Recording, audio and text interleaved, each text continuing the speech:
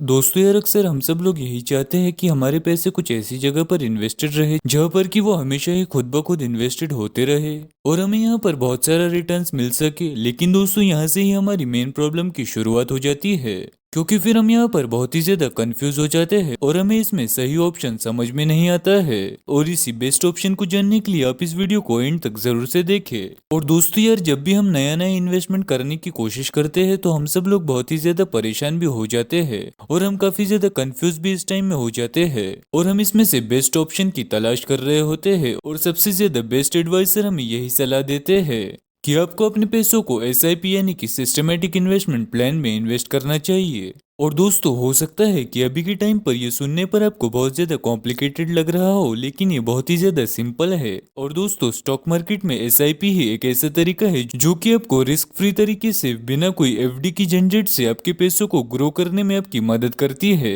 और इसके रिटर्न्स भी काफी ज्यादा होते हैं। और इसकी एक और खास बात है जो कि है, आप इसमें आपकी कम से कम स्टॉक मार्केट की नॉलेज और कम से कम पैसों से भी आप इसे स्टार्ट कर सकते हो। और दोस्तों, एसआईपी में आपको आपकी मंथली इनकम में से कुछ फिक्स्ड अमाउंट को डिपॉजिट करना होता है और आपको सिर्फ यही डिसाइड करना होता है कि आपको इस इन्वेस्टमेंट को कितने सालों तक कंटिन्यू रखना है, बस। और इसके बाद आपको कोई भी टेंशन नहीं लेनी, ना ही आपको डेली स्टॉक मार्केट को बैठकर एनालाइज करना है और ना ही आपको किसी कंपनी या फिर बैंक में जाने की जरूरत है। और आपके इस एक डिसीजन ने ही आपका सारा काम कर दिया। और जब भी आपका एक महीना कंप्लीट हो जाएगा तो आपके पैसे आपके अकाउंट से खुद ब खुद डिडक्ट होकर इस पे इन्वेस्ट हो जाएंगे। और दोस्तों यार, अब आप ये भी सोच सकते हो कि यार ये तो कुछ ईएमआई जैसा लग रहा है, लेकिन यार ये ऐसा बिल्कुल भी नहीं है। ईएमआई में आपको ये अमाउंट को डेफिनेटली पे करना ही होता है, लेकिन एसआईपी में आप इसे स्टॉप भी कर सकते हो। और यार, एसआईपी में एक और खास बात है कि अगर आपने एसआईपी को स्टॉप भी कर दिया तो आपका जितना भी पैसा इन्वेस्टेड है उसमें आपको रिटर्न्स मिलते जाते हैं। और एसआईपी में यहाँ पर आपका पैसा पावर ऑफ कंपाउंडिंग की मदद से ग्रो करता है। और दोस्तों, अगर आप हमारे चैनल में देखोगे तो आपको पावर ऑफ कंपाउंडिंग के ऊपर कई सारे वीडियोस भी मिल जाएंगे, लेकिन मैं यहाँ पर आपको इसे और भी ज्यादा इजी वे में एक्सप्लेन कर देता हूँ। और दोस्तों, एक टाइम की बात है जब एक राज्य में बहुत ही ज्यादा क्रूर राजा हुआ करता था जो कि किसी की भी बात नहीं मानता था और इसको अपने आप पर बहुत ज्यादा घमंड होता था और वो अपने आप को दुनिया में सबसे ज्यादा होशियार समझता था और सबको बहुत ही ज्यादा मूर्ख समझता था। और वो अपनी प्रजा पर बहुत सारे अत्याचार भी करता था और सारी प्रजा उसकी इस अत्याचार से बहुत ज्यादा परेशान हो चुकी थी और वो एक नया राजा चाहते थे जो कि इससे भी ज्यादा होशियार हो और इनकी परेशानियों को समझ सके। और फिर सारी प्रजा ने मिलकर एक नया प्लान बनाना शुरू कर दिया और उन्होंने इस राज्य के सबसे ज्यादा होशियार आदमी को सिलेक्ट किया था और इसको अपना लीडर चूज करने के बाद इसे इस राजा के महल में भेज दिया गया। और वहीं पर यह होशियार आदमी राजा के महल में थोड़े टाइम बाद पहुंच जाता है और उस होशियार आदमी ने वहां जाकर देखा कि राजा सभी को खुला चैलेंज दे रहा है कि उसे जो भी उसकी डिबेट में हरा देगा वो उसे मुंह मांगा इनाम दे देगा। और यहाँ पर होशियार आदमी ने सोचा, यार ये तो बहुत ही ज्यादा सही तरीका है इस राजा को सबक सिखाने का। और वो राजा के पास चला गया और उसने राजा को डेबिट के लिए ललकारना शुरू कर दिया था। और राजा उस होशियार आदमी की अपनी भरी सभा में इस हरकत को देखकर बहुत ही ज्यादा गुस्से में आ गया और उस राजा ने इस होशियार आदमी की डेबिट को मंजूर कर लिया था और इन दोनों के बीच में अब मुकाबला शुरू हो गया था। और ये मुकाबला कई दिनों तक चला और अंत में ये जो घमंडी राजा था ये बुरी तरीके से हार गया था। और जब वो राजा होशियार आदमी से हार गया तब उसने ये कहा कि बताओ तुम्हारी क्या इच्छा है। और यहाँ पर होशियार आदमी ने कहा कि महाराज, मुझे ज्यादा कुछ नहीं चाहिए, सिर्फ एक सोने का सिक्का सरकारी खजाने में से चाहिए, लेकिन इसमें मेरी एक शर्त है कि सिक्के की संख्या हर दिन डबल होनी चाहिए। और फिर राजा इसे सुनकर हंसने लगा और राजा उसे कहने लगा कि मैंने तो सोचा था कि तुम बहुत ही ज्यादा होशियार हो, लेकिन तुम तो मूर्ख निकले। और चलो ठीक है, अब तुमने जो मांगा वही मैं तुमको दूंगा। खैर ठीक है, जाओ, तुम्हें ये इनाम दे दिया जाएगा 1 साल तक। और अब यहाँ पर उस होशियार आदमी को इनाम मिलना शुरू हो गया था। उसे पहले दिन 1, दूसरे दिन 2, तीसरे दिन 4, चौथे दिन 8, ऐसा करते करते उसका अमाउंट डबल होता रहा और मंथ के एंड में यानी कि 30 दिन में सिक्कों की संख्या 53 करोड़ कॉइन से भी ज्यादा हो गई थी। और अब राजा को समझ में आ गया था कि मूर्ख वो नहीं, मूर्ख तो मैं बन गया हूँ। और अगले महीने में भी संख्या काफी ज्यादा बढ़ती चली गई और तीसरे महीने का एंड आते आते सिक्कों की संख्या काफी ज्यादा आगे चली गई थी और वो 500 क्वाड्रिलियन गोल्ड कॉइन की भी ऊपर चली गई थी। और इतने सिक्के अगर देखा जाए तो सरकारी खजाने में तो क्या पूरी दुनिया में भी नहीं मिलेंगे। और यहाँ पर राजा का घमंड पूरी तरीके से चूर चूर हो गया था और फिर उसने अपनी हार मानकर अपना पूरे राज्य को उस होशियार आदमी को समर्पित कर दिया था। और उस तरह से उस राज्य की प्रजा को उस घमंडी राजा से मुक्ति मिल गई थी और उन्हें एक अच्छा और और होशियार राजा भी मिल गया था। और दोस्तों ये सिर्फ और सिर्फ पॉसिबल हो पाया पावर ऑफ कंपाउंडिंग से।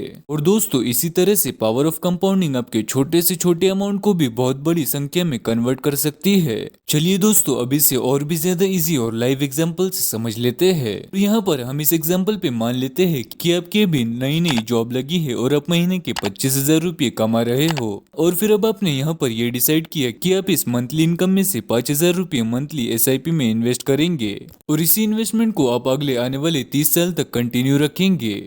और ऐसा करते करते अपने अब की इन्वेस्टमेंट में 5,000 रुपये इन्वेस्ट करना शुरू कर दिया। आपने इसे 5,000 से शुरू किया और अगले महीने में ये टोटल अमाउंट 10,000 हो गया और तीसरे महीने में ये अमाउंट 15,000 हो गया और साल के एंड तक आते आते ये अमाउंट 60,000 रुपये हो गया था। और ये इन्वेस्टमेंट आपका सालों साल चलता चला गया और आपने इसके टोटल इंटरेस्ट अमाउंट को कभी नहीं निकाला और इसमें फिर बिना कुछ छेड़छाड़ करे आपने इसे 30 सालों तक कंटिन्यू रखा। और दोस्तों इसका टोटल रिजल्ट ये हो जाता है कि आपने टोटल अमाउंट जो कि 18 लाख रुपए को इन्वेस्ट कर दिया है। और अगर हम कम से कम रिटर्न भी देखें तो SIP हमें 12% से नीचे रिटर्न नहीं देती। और दोस्तों उस हिसाब से अगर देखा जाए तो आपको 30 सालों बाद पूरे 1,76,00,000 रुपए मिल जाएंगे। और इसीलिए ही इसे दी पावर ऑफ कंपाउंडिंग भी कहा जाता है, जिसने की आपके 5,000 रुपए की बहुत ही ज्यादा छोटे अमाउंट को करोड़ों रुपए के अमाउंट में कन्वर्ट कर दिया है।